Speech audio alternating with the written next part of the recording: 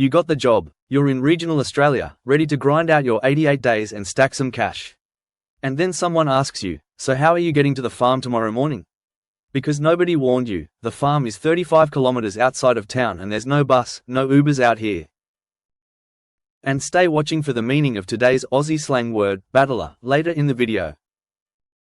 Your mate with the car leaves at 5 AM and you're not on his route. This moment is where a lot of backpackers' Australian dreams start falling apart. But not yours, not after this video. I'm going to give you every single transport option available to you in 2026. The costs, the hacks, the legal stuff you need to know, and the power moves experienced backpackers use to never get stranded. Let's go. First, let's get real about the scale of this problem. Australia is the 6th largest country on Earth. Regional work zones, where 88-day eligible jobs actually exist, are not suburbs. They are towns of 3,000 people with one bus that runs 3 times a week and doesn't go near a farm.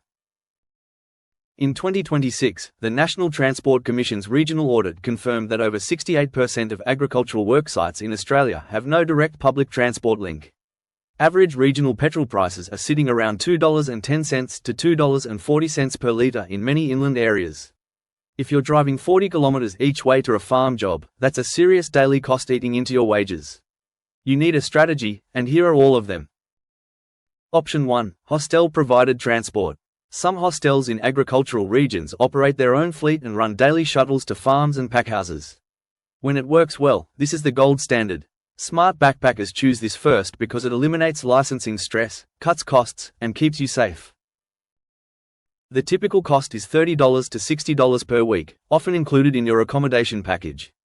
That's dramatically cheaper than running your own vehicle. A professional hostel transport service is accountable. They need workers at the farm on time, every time. After a 10-hour harvest day, you don't want to be driving on an unsealed road in the dark. Before you book, ask these exact questions. What's the fleet size? How many workers per van? Do they run on weekends, and is transport included or charged separately? A hostel with a strong, structured transport operation tells you everything about how professionally they run everything else. During our time managing hostels in Australia, we saw many guests buy unreliable cars. Please find an honest mechanic to check your vehicle before buying. Ask the hostel managers for recommendations. Option 2. Buy a backpacker car. The classic move, still viable in 2026, but the maths have changed. A running but rough vehicle will cost you $2,500 to $5,000 upfront. Add registration transfer, insurance, and fuel, and you're looking at a realistic outlay of $4,000 to $7,000 before you earn your first dollar. Here's the 2026 legal update you must know. International driving permits must be carried alongside your home country license at all times. Digital IDPs are now accepted by police in New South Wales, Victoria, Queensland, and WA as of January 2026, but not yet in SA, Tasmania, or NT. Always carry a physical backup. The smart play: buy with 2 or 3 other backpackers and split all costs. 1 car, 3 contributors, put the agreement in writing. Budget at least $500 for something mechanical going wrong, because it will. Know this going in and you won't be caught off guard. Option 3. Carpooling and rideshare. This space has genuinely evolved in 2026 and it's no longer just ask around at the hostel. Liftango is now used by several major agri-employers in the Riverina and Sunraysia regions, with some employers actually subsidizing trips. Facebook groups for backpackers in specific towns are incredibly active for ride coordination. Search your exact town before you arrive. Several labor hire companies now include a transport matching function when they place you in a job. The power move: when you accept a placement, immediately post in the hostel transport group. There are almost always other workers going to the same site. Be the person who organizes the carpool. You'll have control over timing and route. Option 4. E-bikes and electric scooters. This is growing fast, particularly in wine regions like the Barossa, McLaren Vale, and Margaret River where distances are manageable. A reliable mid-range e-bike costs $800 to $1,800, charges at the hostel overnight, and gives you 40 to 80 kilometers of range. No license is required in any Australian state for e-bikes under 25 kilometers per hour. The resale market is strong. Backpackers sell to the next wave rolling through. E-scooter laws vary significantly by state in 2026, so check local regulations before you ride one. E-bikes classified as bicycles remain the safest legal option everywhere, best suited to flat agricultural or wine regions within 20 kilometers of town. Option 5, the humble push bike. Underrated in 2026 and completely free to operate. Second-hand bikes in regional towns sell for $50 to $200, and you'll almost always find one on a hostel notice board from a departing backpacker. Realistic for distances up to 15 kilometers each way on flat terrain. Wear your helmet, it's the law everywhere in Australia and police in agricultural regions do enforce it. Option 6, Labour Hire Company Transport. Many of the major agricultural labour hire companies include transport as part of their placement package. The Fair Work Ombudsman's 2025 Harvest Trail Guidelines confirmed that transport cannot be charged at a rate that undercuts minimum wage obligations.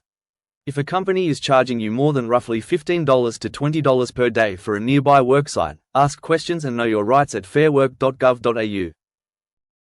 Quick pause. If this video is already making you think differently about your transport strategy, drop a comment below with your current situation. Where are you based, what work are you doing, and how are you getting there right now? I read every single one and I'll reply personally to the first 30 comments. Let's sort this out together. Here's something the transport conversation almost always misses. Your hostel social network is part of your transport infrastructure.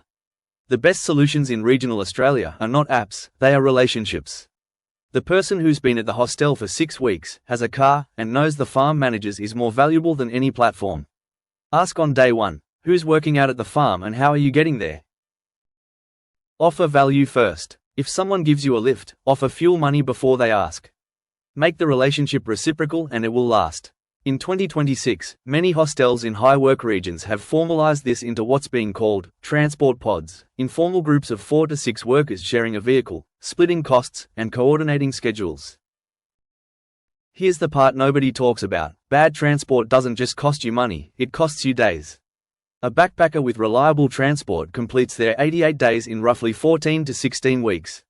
A backpacker dealing with constant transport disruptions can take 20+ weeks for the same outcome, missing shifts, burning savings, and restarting day counts if they move regions early. In 2026, the Department of Home Affairs has tightened the audit process for 88-day claims. Labour hire companies and farm managers are required to keep more detailed records, and consistency matters. That's a potential $3,000 to $5,000 difference in your final bank balance just from transport decisions. Transport is not a lifestyle choice, it is a financial strategy. Okay, 6-minute mark, and I promised you the advanced move. Before you accept any regional job, ask the employer or labour hire company this exact question: does the position include any transport assistance or accommodation coordination? You are not asking them to drive you, you are asking whether it's part of the package. With labour shortages in regional agriculture still very real in 2026, employers in many regions are offering transport as a recruitment incentive. Some will say no, some will say yes, and some will say, we can arrange something, which means yes. You didn't know to ask. Now you do. Comment, transport hack, below if you're going to use this. Here's the real reason all of this matters. You didn't come to Australia to stress about logistics. You came because this country is extraordinary, and regional Australia is some of the most jaw-dropping landscape on earth. When your transport is sorted, something shifts. You stop thinking about the commute and you start actually living the experience. The bloke in your van on the way to the farm becomes the person you road trip with through the Kimberley 2 months later. The group chat you started for work coordination turns into the group chat for the weekend camping trip. This is how the Australian backpacker community actually works. Build in the margins, in the commutes, in the practical problem solving that bonds strangers into lifelong mates. A few 2026 trends worth watching. The Federal Regional EV Infrastructure Fund is rolling out fast charging stations along major agricultural corridors this year.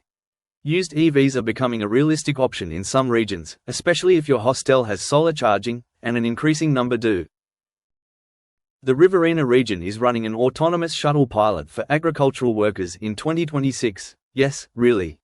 Several of the largest agri-employers are also integrating transport coordination directly into their worker apps. If you're placed through a major labour hire company, ask if they have an app and whether transport coordination is built in. Here's your 5-step transport action plan before you arrive in your regional work area. Step 1. Research the distance from your accommodation to your worksite on Google Maps, Satellite View, do it. Step 2. Ask your hostel directly whether they have transport to work and what it costs. Step 3. Join the local Facebook backpacker group for that region before you arrive and find out how people are already moving. Step 4. Ask your employer or labor hire company about transport assistance as part of your offer. Step 5. Always have a backup plan. Know the nearest town, know whether there's a taxi or rideshare option, and know the hostel's emergency contact. Transport sorted. Visa days protected. Adventure unlocked. Australia is worth every bit of the hustle. The regional grind, the early mornings, the red dust and the long drives, it's all part of the story you're going to tell for the rest of your life.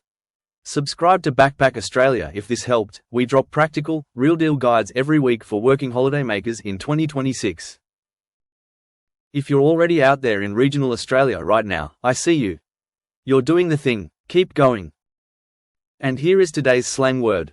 It is battler. It means a person who keeps going despite struggles or tough circumstances. Are you feeling like a real battler today, pushing through no matter what? Do you want work or Aussie backpacking information? We are connected with 4,000 plus employers right now. Sign up for our exclusive newsletter. Link in the description. Every backpacker has a story. Go out and write yours. See you in the next video.